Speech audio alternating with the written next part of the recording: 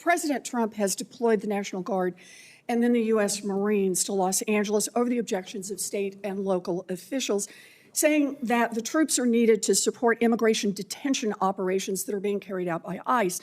On Sunday night, the president threatened to deploy ICE agents to other cities around the country that he sees as, quote, the core of the Democrat power center, end quote, specifically mentioning Chicago and New York. Secretary Hegseth, if the president wanted to deploy Marines to Chicago and New York City like he did in Los Angeles, would you carry out that order even if the local governors and mayors objected? Well, Senator, because Governor Newsom was unwilling to address that's not protecting federal law enforcement agents in Los Angeles, President Trump had all the authorities, and the Defense Department happily supported defending our ICE agents in the conduct of their job. They have the right as Americans to be able to do their job without being attacked by mobs. And we will protect them in that process. And if other states needed it, we would provide that. I know that you heard my question. So you would be willing to send troops if the president ordered it to Chicago and New York City? That's right. Well, thankfully, New York City, unlike California, unlike Gavin Newsom, is willing to step up and address the issue with their local law enforcement. Senator Elizabeth Warren's exchange with Secretary Hegseth is more than a policy disagreement. It's a warning about the guardrails that protect American democracy. What we're seeing here is a U.S. senator trying to get clarity on a basic question. Do we still respect the constitutional limits on military force inside our own borders? And instead of straightforward answers, Secretary Hegseth dodges, deflects, and repeatedly refuses to articulate what limits, if any, he believes exist. That is a yes. How about if the president says he wants to send troops to 15 cities? Would you be willing to do that? Senator, I don't accept your hypothetical because it's hypothetical. Not a real That's one. the question. You're the Secretary of Defense. Would you send troops to 15 cities? If the president said do it, would you do it? 15 cities. Again, Senator, it's a complete hypothetical lacking any context at all. You're the Secretary and I refuse of to Defense. box myself in based on questioning on a hypothetical. But you're here asking for $1 trillion, and I want to know how you're going to spend it. And so my question is, if Donald Trump tells you to send troops to 15 American cities, are you going to spend the money and send the troops? Thankfully, we're spending money on securing our southern border, a way the previous administration abandoned and allowed 21 million illegals to enter our country. So defending our homeland is a real serious priority under this administration, and we're doing it. I understand the question about defense. Secretary Hegseth, about 4,000 National Guard troops and 700 Marines have been sent to L.A. Is there a number of troops deployed to American cities over the objections of governors and mayors at which you would be concerned that we are undermining our national defense? Senator, we've spent 2 decades guarding other people's borders. We think at the Defense Department it's about time we shore up ours. So that's my question. Is there a number at which sending those troops to Los Angeles or Chicago or New York starts to undermine our ability to defend ourselves around the globe? Is there a number?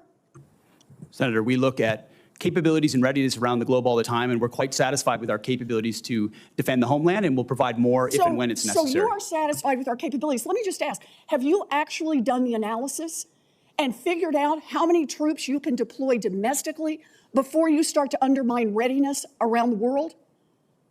Have you done that analysis? Yes, ma'am. Then would you let the rest of us in on it? We are the Senate Armed Services Committee, and you're here to ask for $1 trillion. What's the number? We've got contingencies and plans for any number of capabilities should governors be unable, as Gavin Newsom has been, to actually secure his own federal agents in their cities. How many troops can you deploy domestically before you start to cut into our readiness internationally? As I said, previous administrations deployed our National Guard all around the globe in numbers far beyond what we were capable of supporting. So limited contingencies inside the United States to protect federal law enforcement is doable. If the Supreme Court orders you to remove troops from American city streets, will you do so? Can you repeat the question, please? Yes. If the Supreme Court orders you to remove troops from American cities, will you do so? As I've said, Senator, I don't believe district courts should determine national security policy, but if the Supreme Court rules on a topic, we will abide by that. Okay. You know, during her press conference last week, Secretary Noem said, we are staying here to liberate the city from its mayor and its governor, people who were elected by a majority of voters. Secretary Hegseth is saying he is ready to deploy more troops and won't tell us what the implications are for our national defense. This is un-American, and it makes us unsafe.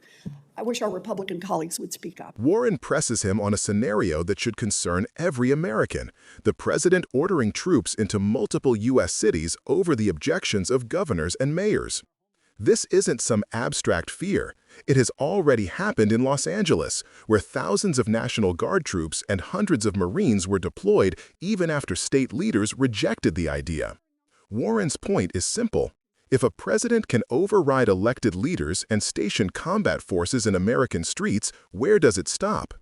And this matters because our system was designed to prevent exactly this kind of overreach.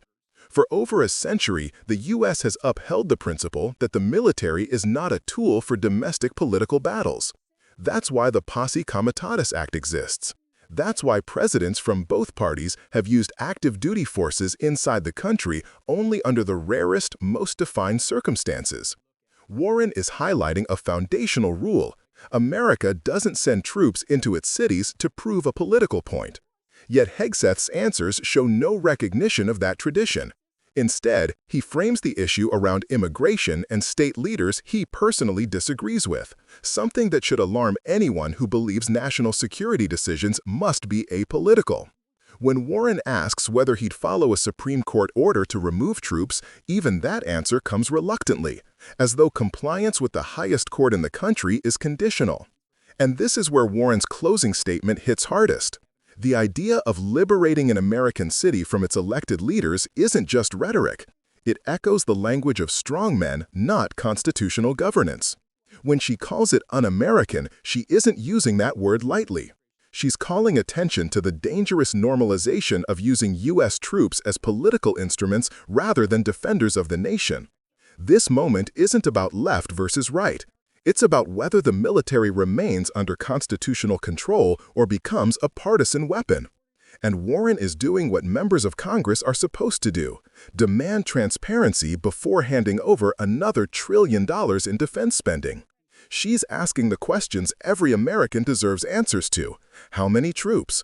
Under what circumstances? What limits exist? What safeguards are still intact?